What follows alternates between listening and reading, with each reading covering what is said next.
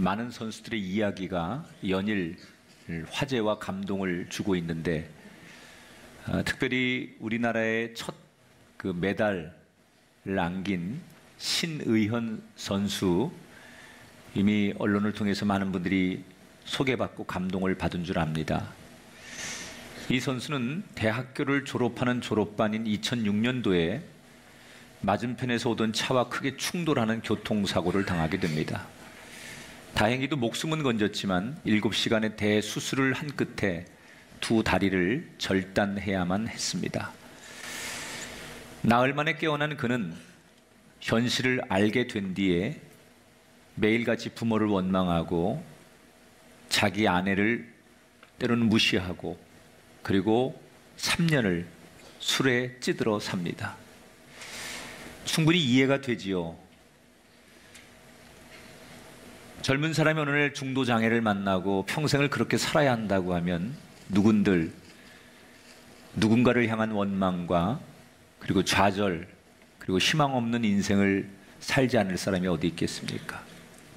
그렇게 절망과 고통의 나날을 보내던 신의현 선수가 3년이 지난 어느 날 자기 친구를 통해서 휠체어 농구를 접하게 됩니다. 처음에는 무료하기에 휠체어를 타고 농구공을 튀기고, 또는 동료들과 함께 비록 장애인이지만 농구를 하는 즐거움으로 하루하루를 보내다가 재미가 있는 걸 넘어서 이 운동에 대한 성취감이 생기면서 나도 뭔가를 할 수 있겠다, 이런 생각이 들기 시작합니다.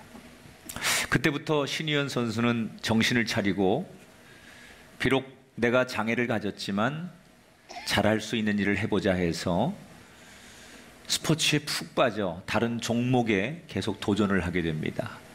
아이스하키, 사이클, 그리고 2015년에 스키를 처음으로 접하게 됩니다. 두 다리가 없으니 좌식 스키라고 하죠.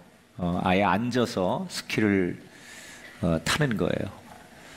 그렇게 스키를 접한 지 3년 만에 올해 평창에서 열리는 패럴림픽에 출전을 하게 됩니다. 동메달을 하나 따고 금메달을 하나 땄습니다. 크로스컨트리 스키 남자 좌식 15km에서 동메달 땄고, 7.5km 경기에서는 우리나라 패럴림픽 최초로 금메달을 땄습니다.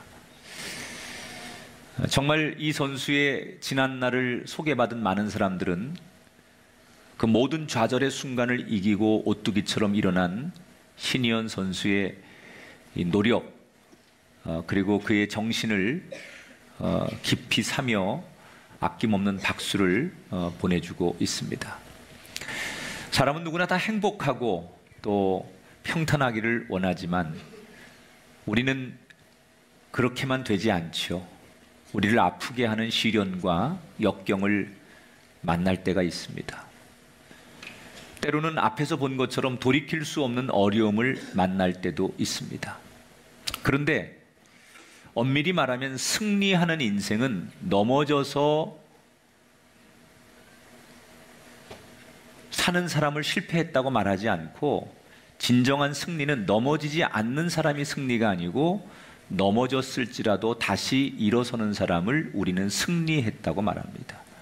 신의현 선수처럼 어떤 어려움을 만났지만 오뚜기처럼 일어서면 그는 실패한 것이 아니라 승리한 사람입니다. 바라기는 여러분도 그런 사람이 되기를 바랍니다. 우리가 무슨 일을 만나도 오뚜기처럼 다시 일어서는 비결은 도대체 뭘까? 믿음의 사람들은 다시 일어나야 한다면 무엇으로 일어서야 할까? 오늘 사도행전 22장에 나오는 바울의 변론의 이야기를 통해서 그리스도인은 무엇으로 다시 일어설 수 있을까, 이런 생각을 해보려고 합니다. 지난 시간에 바울이 예루살렘에 와서 유대인들에게 많은 오해를 받지요. 같은 동족인 유대인인데 율법을 우습게 여기고 율법을 부정한다더라, 이런 소문 때문에 바울을 배척하려고 하니까 그 오해를 풀기 위해서 바울이 나도 율법을 존중하는 사람이다. 그래서 일부러 정결 예식에 참여해서 동질감을 회복하려고, 오해를 풀어보려고 바울이 노력을 하죠. 그러나 그런 노력이 빛을 보지 못하고 일부 강경한 유대인들에게 결국 바울은 집단 폭행을 당해서 정말 아주 큰 위기를 만났을 때 로마의 군인들이 개입을 해서 목숨을 건지게 되고 대신에 로마 군인들에게 끌려가게 되는 이야기를 지난 시간에 소개해 드렸습니다. 얼마나 얻어맞았는지 바울의 온몸은 피투성이가 됐습니다. 그리고 제대로 스스로 서 있을 힘조차도 없었습니다. 옆에서 사람이 부추기지 않으면 설 힘조차도 없을 만큼 그는 사람들에게 집단으로 폭행을 당하죠. 그리고 끌려가는 바울을 분노에 찬 유대인들은 계속 쫓아가면서 바울을 죽여라, 바울을 죽여야 한다. 그리고 부대까지 따라오게 됩니다. 몸도 마음도 너무 지쳐버린 바울. 여러분이 그 상황이라면 어떤 생각이 드시겠습니까? 바울의 입장에 생각하면 같은 동족인 유대인들에게, 하나님을 믿는 같은 백성들에게 내가 무슨 죄를 지었길래 이렇게 얻어맞고 고통을 당해야 하는가? 나는 하나님을 위해서 하나님이 하라는 대로 이방인에게나 어느 곳에 가서 복음을 전한 것밖에 없는데 나에게 돌아오는 결과가 왜 이런가? 원망도 했을 것이고, 또 한편으로는 그렇게 성나서 자기를 죽이려고 하는 그 유대인들이 두렵고 무서울 수도 있었을 거예요. 그래서 더 이상 아무 말도 못하고 그 자리를 피하고 싶은 것, 그것이 보통 사람들이 갖는 상황일 거라는 생각이 들어요. 그런데 이 바울이 그렇게 정말 폭행을 당하고 지금 위기의 순간에도 끌려가면서 그 로마의 군인이었던 책임자 천부장에게 유창한 헬라어로 이렇게 부탁을 하는 거예요. 나에게 잠시 시간을 좀 주십시오. 내가 내 동족인 이 유대인들에게 꼭 하고 싶은 이야기가 있습니다.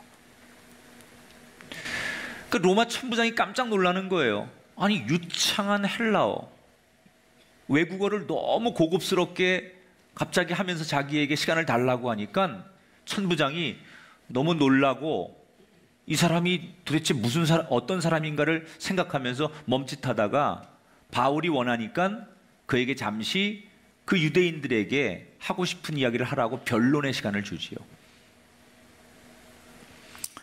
자, 기회를 얻은 이 바울이 부축을 받은 채, 자기 혼자 서 있을 수 없으니까 부축을 받은 채 지금 자기를 쫓아오는 그 유대인들을 향해서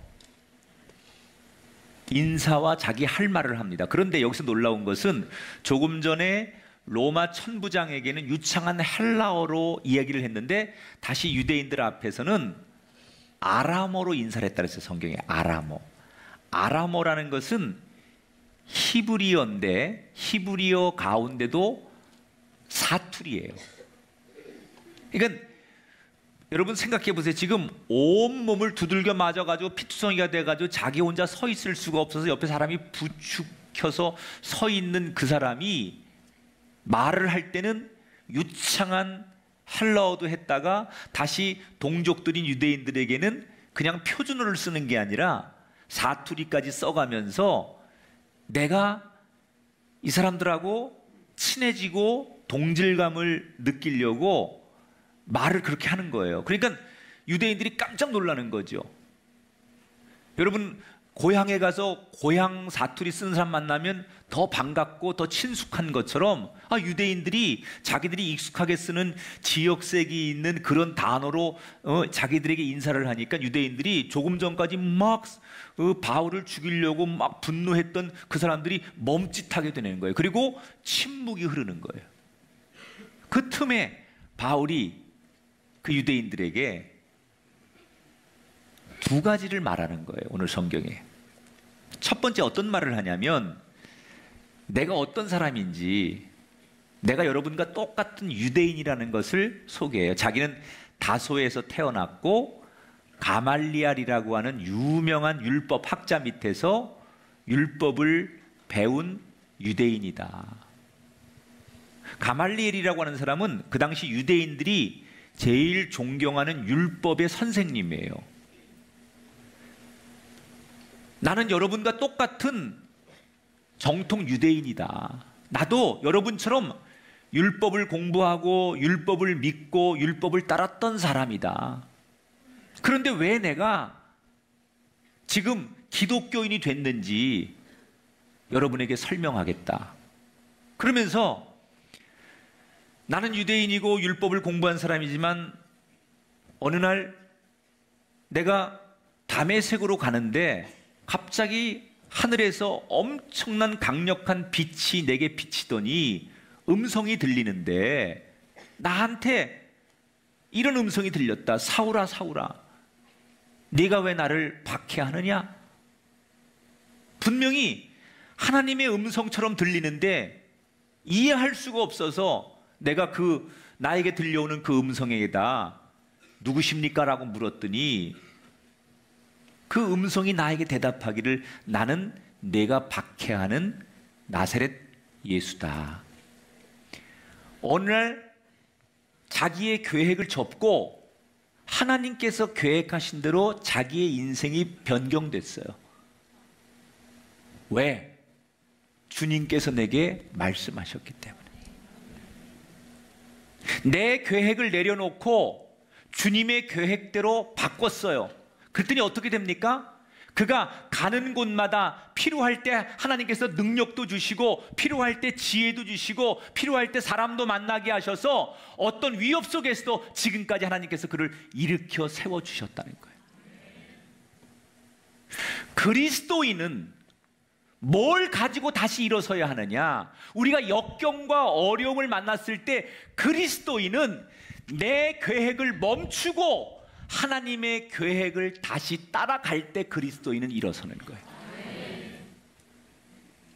여러분, 우리의 삶은 언제나 하나님 앞에 내 계획을 얘기합니다. 내 생각을 얘기합니다. 내 의견을 얘기하고 내 소원을 얘기합니다. 근데 신앙의 절정은 내 계획을 내려놓고 주님의 계획을 따라가는 거고, 내 생각을 내려놓고 주님의 생각을 묵상하는 거고, 내 뜻을 내려놓고 주님의 뜻에 순종하는 게 신앙의 절정이라는 거예요. 그때 그리스도인이 일어나는 거예요. 내 계획, 내 생각, 내 뜻이 있을지라도 주님의 계획과 주님의 말씀이 있다면 다시 내 삶의 방향을 수정하는 것, 그때 그리스도인은 오뚜기처럼 일어서는 거예요.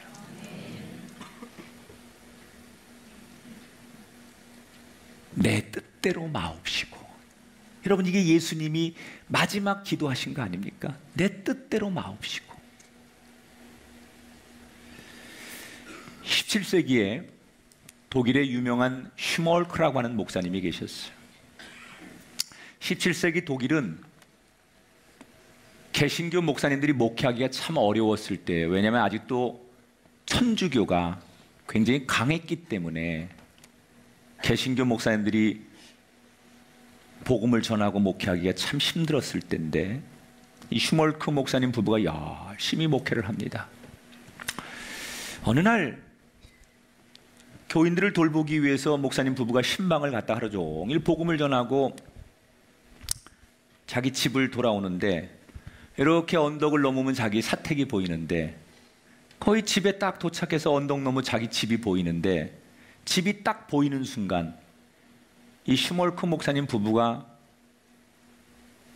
약속이나 한 듯이 땅에 털썩 주저앉습니다.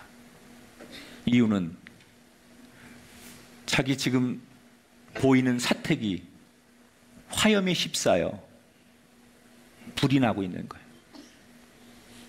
그런데 그 안에는 자기들을 기다리는 어린 두 아들이 있는 거예요. 잠시 후에 그들이 도착했을 때 온 집은 다 불탔고 그 안에서 어린 두 아들이 새까맣게 그슬려 죽었어요. 목사님이 두 아들을 끌어안고 오열하며 소리치는데 그것은 사람의 소리가 아닌 짐승의 울부짖음처럼. 목사님이라고 무슨 그 상황에 되겠습니까? 그건 사람의 울음이 아닌 짐승이 울부짖는 본능과 같은 울부짖음으로 하나님을 원망하기 시작합니다. 하나님은 도대체 어디 계십니까?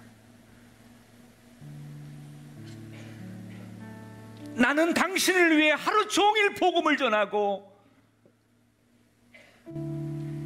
당신을 전하러 간 사이에 내 아이들이 죽어갈 때 살아계신 하나님 당신은 어디에 계셨습니까? 이 슈멀크 목사님이 오열합니다. 하나님을 원망합니다. 그런데 눈물이 막 말라갈 쯤에 그의 마음속에 스쳐 지나가는 몇 개의 단어가 있었어요. 그런데 그 단어가 자기 머리에 스쳐가 지나가는 순간 그렇게 울부짖으며 하나님 당신은 어디 계십니까? 라고 원망했던 그 마음이 조금씩 사라지게 되더라는 거예요. 세월이 조금 더 지난 다음에 이 슈멀크 목사님이 그때 그 경험을 기억하며 자기에게 주셨던 그 영감의 글귀를 차분하게 시로 남겼어요. 그 시가 지금 이 시대에 우리 그리스도인들에게도 아직도 전해지고 있어요. 그게 바로 찬송가 549장 내 주여 뜻대로 행하시옵소서. 온 몸과 영혼을 다 주께 드리니 이 세상 고락간 주 인도하시고 날 주관하셔서 뜻대로 하소서. 내 주여 뜻대로 행하시옵소서. 큰 근심 중에도 낙심케 마소서. 주님도 때로는 울기도 하셨네. 날 주관하셔서 뜻대로 하소서. 내 주여 뜻대로 행하시옵소서. 내 모든 일들을 다 주께 맡기고 저 천성 향하여 고요히 가리니 살든지 죽든지 뜻대로 하소서. 여러분, 우리가 살면서 힘들수록 주님의 발자국을 따르는 것이 복인 줄 믿습니다. 어려움이 왔을 때 주님의 뜻대로 따를 때 그때 다시 일어설 줄 믿습니다. 오늘 성경의 바울처럼 이 슈멀크 목사님처럼 주님의 뜻을 구하고 따르는 자가 될 때 우리가 환난과 더 깊은 수렁의 인생을 만날지라도 그때 우리는 다시 오뚜기처럼 일어서게 될 줄 믿습니다. 이 바울의 변론을 듣고 있던 유대인들이 이방인 얘기에 다시 흥분하며 바울에게 달려드니까 이 소란한 폭동이 문제가 되겠다고 생각한 로마의 천부장이 바울에게 더 이상 이야기하지 말라고 변론을 멈추게 하고 자기 밑에 부하들에게 명령하지요. 이 바울이 누군지 내가 직접 신문할 테니 바울을 기둥에 묶고 채찍을 때리면서 진상을 조사해라. 사실 천부장은 처음에 이 바울이 이집트의 좀도둑인 줄 알았어요. 그래서 사람들이 이 바울을 그렇게 고발한 줄 알았어요. 그래서 형편없는 능력 없는 바울인 줄 알고 이 바울의 정체를 밝히기 위해서 천부장이 내가 직접 신문을 하겠다라고 말하면서 채찍을 내려치라고 명령합니다. 여러분, 로마 사람들이 쓰는 이 채찍의 형벌은 지금도 현대인들이 가장 끔찍하게 생각하는 처벌 중에 하나가 채찍이라는 처벌이에요. 그러니까 우리가 영화에서 보는 것처럼 이렇게 가죽으로 달린 채찍을 내려치는 정도가 아니라 여기서 말하는 채찍은요, 세 갈래의 끝에다가 날카로운 금속이나 동물의 뼈들을 달아가지고 한 번 내려치면 살점이 팍팍 뜯어져 나가는 그런 채찍이에요. 그래서 당시 로마 사람들이 제일 무서워하는 형벌이 채찍을 맞는 거예요. 그런 얘기도 있습니다. 유명한 네로 황제가 채찍을 맞을 것이라는 이 소문만 듣고도 채찍을 맞느니 스스로 목숨을 끊자 해서 자결을 했다는 거예요. 그래서 모든 사람들이 채찍 얘기만 나오면 벌벌 떨어야 돼요. 그런데 채찍을 내려치라고 하는 얘기를 듣고도 바울은 기둥에 묶여서 벌벌 떨기는커녕 옅은 미소를 띠며 천부장 앞에서 웃어요. 어떻게 그럴 수 있습니까? 지금 이 상황에서 어떻게 그런 여유로운 웃음이 나올 수 있습니까? 뭘 믿고도 대체 웃을 수 있습니까? 그 근거가 25절에 나와요. 같이 읽어볼게요. 바울이 곁에 서 있는 백부장들어 이르되 너희가 로마 시민 된 자를 죄도 정하지 아니하고 채찍질할 수 있느냐? 무슨 얘기예요? 여보시오, 내가 로마 시민권을 가진 사람인데, 로마 시민권을 가진 사람은 재판하기 전에 함부로 고문하면 안 되는 거 당신들 아시지요? 알고 봤더니 이 바울은 남들이 갖지 않은, 보통 사람들이 못 갖는 로마 시민권을 가지고 있었다는 거예요. 그 당시 로마가 전 세계를 다 지배할 만큼 가장 강력한 나라였기 때문에 로마 시민권을 가진 사람은 이런 특혜를 받았어요. 고문이 금지되어 있었어요. 그러니까 천부장이 네가 로마 시민권을 가졌다고? 보여봐. 그랬더니 자기 허리춤에 청동으로 된 로마 시민권의 명패를 보여주게 되죠. 천부장이 깜짝 놀라며 채찍을 내려치기로 했던 것을 취소하며 오늘 성경의 이야기가 끝납니다. 자, 여기서 궁금한 거 하나. 바울은 분명히 유대인인데 어떻게 로마 시민권을 가졌을까? 이유는 태어나 보니까 아버지가 로마 시민권자예요. 그 아버지는 어떤 사람이냐? 아버지도 유대인인데 돈이 굉장히 많은 사람이에요. 그래서 그 당시에는 돈 많은 유대인들이 돈을 많이 주고 로마의 시민권을 사는 경우가 왕왕 있었어요. 그러니까 바울은 아버지가 돈을 주고 로마 시민권을 사서 로마 시민권이 됐는데 그 아들이 되니까 자연스럽게 로마 시민권자가 된 거예요. 혈통은 유대인인데 그래서 로마 시민권을 갖게 되는 거예요. 남들이 없는 로마 시민권, 그게 그 위기의 순간 빛을 발하는 거예요. 근데 저는 여기서 더 중요한 진리 하나를 발견했어요. 사람이 극적인 곳에서 일어날 수 있는 건 결국 뭐냐? 남들이 없는, 남들이 인정할 수밖에 없는 조건과 실력을 가지고 있어야만 사람은 어느 순간에 다시 일어날 수 있다. 우선 그게 로마 시민권이에요. 남들이 없는 시민권이 그에게 있었기 때문에 그게 그를 지켜주는 거예요. 그런데 여기서 진짜 중요한 건 이거예요.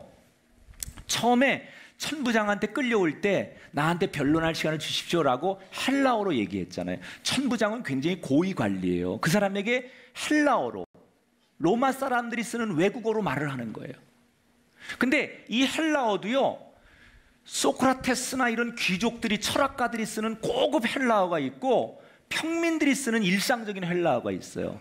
근데 여기서 말하는 헬라어는 굉장히 수준이 높은 고급 헬라어를 얘기하는 거예요. 그리고 다시 자기 동족들 유대인들에게 얘기할 때는 히브리어, 그 히브리어 중에서도 아람어.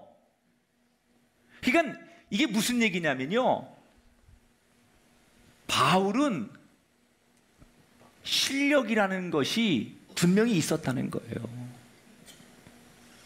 아마 바울이 어릴 적에 아버지가 너 로마 시민권을 가졌으니까 로마어도 공부하고 너 너 유대인이니까 유대어도 공부하고 이렇게 뭐 어학을 여러 가지 시켰을 거예요. 그때 공부하면서 바울은 내가 이런 걸 왜 해야 돼? 뭐 이랬을 수도 있어요. 그런데 그때 남이 안 하는 공부를 하고 남이 안 하는 실력을 쌓아두니까 나중에 지금 이 위기에서 그게 다 쓰여지는 거예요. 우리가 살다 보면 극심한 슬럼프나 어려움을 만날 때가 있는데 그때 우리를 일으키는 근거가 뭐냐? 남들로부터 인정받을 수 있는 실력이 준비되어 있어야 된다는 거예요. 그리스도인들은 대개는 믿음만 있으면 된다고 생각하지만 하나님은 믿음 좋은 것만 가지고 우리를 일으키시는 게 아니에요. 믿음도 좋아야 되지만 우리가 때로는 세상 사람들에게 인정받을 수 있는 자기 삶의 분야에서 사람들로부터 인정받는 사람이 될 때 그걸 통해서 하나님이 우리를 들어 쓰시는 거예요. 바울은요 굉장히 인정받는 학자이기도 했지만 천막을 만드는 기술자 중에서도 최고였어요. 그러니까 뭘 하든 간에 바울이 노동을 하든 일을 하든 공부를 하든 설교를 하든 사람들이 진짜 바울은 대단해, 저 사람 진짜 정말 능력이 있어, 탁월해, 열심히 해, 이런 인정을 받았다는 거예요. 그것이 지금 위기의 순간에 바울을 일으키는 근거가 됐다는 거예요.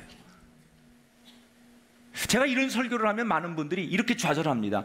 아니 뭐 이 나이에 공부를 해야 되는 것도 아니고 나는 무슨 애초에 좋은 학교 나온 것도 아니고 나는 그런 실력이 없는데 자꾸 실력 얘기하시나?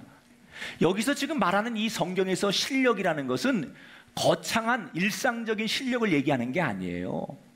여러분의 삶의 현장에서 학생은 그 학창시절의 공부로 자기 실력을 이야기하면 되는 거고, 만약에 여러분이 조그만 분식점을 경영하시고 조그만 그저 직원도 없는 분식점에서 혼자 일을 하신다면 그 분식점의 음식으로 여러분의 실력을 드러내면 되는 거고, 노동자는 기술로, 예술가는 자신의 예술로, 경영자는 비즈니스로, 셀러리맨은 업무로 자기의 실력을 드러내는 거예요.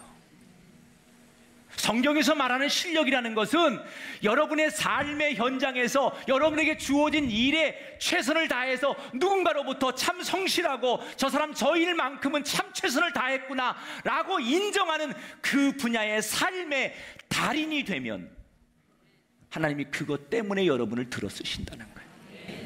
결국 우리가 주님을 위해서 우리의 실력을 쓴다는 것은 꼭 지식적이고 많이 세상 사람들처럼 학문적이고 그렇게 세상 사람들의 기준을 얘기하는 게 아니라 내가 가지고 있는 달란트, 내 삶의 현장, 내 일터, 내 삶의 조건들, 거기서 최선을 다해서 누군가로부터 참 저 사람 정직하고 열심히 살고 최선을 다했다라는 그런 일상의 달인이 될 때 주님은 그걸 통해서 우리를 일으키신다는 거예요. 여러분이 하는 일이, 여러분이 살아가는 삶의 현장이 주님께 쓰임받는 삶이 일이 되기를 주의 이름으로 축원합니다. 오늘 말씀을 정리할게요. 바울은 지금 큰 어려움을 만났어요. 그런데 그런 상황에서도 굴하지 않고 바울은 그때마다 오뚜기처럼 또 일어서고 또 일어서요. 무엇이 그렇게 어려운 순간에도 바울을 오뚜기처럼 일어서게 했을까? 세 가지 이야기를 하고 있어요. 예수님을 내가 만났기 때문에. 여러분, 쓰러졌을 때는 예수님 만날 때입니다. 두 번째, 내 계획, 내 뜻을 접고 다시 일어나야 할 때 주님의 발자국, 주님의 계획을 따라갔기 때문에. 그가 가지고 있는 평상시의 실력과 남이 없는 조건, 그걸 하나님이 들어 쓰셨기 때문에 바울은 다시 일어설 수 있었습니다. 따라합시다. 오뚜기가 이긴다. 그리스도인의 최고의 축복은 실패가 없고 넘어지지 않는 게 아니라 하나님이 주시는 최고의 축복은 넘어진 자를 다시 일으키는 거예요. 할렐루야. 하나님은 우리를 넘어지지 않게 하시는 분이 아니라 넘어진 자를 다시 일으켜 세우시는 분이에요. 넘어졌을지라도, 실패했을지라도, 힘들지라도 다시 일어서면 그게 하나님의 은총이에요. 바울처럼 다시 오뚜기처럼 일어서시는 승리자가 되시기를 주님의 이름으로 축원합니다.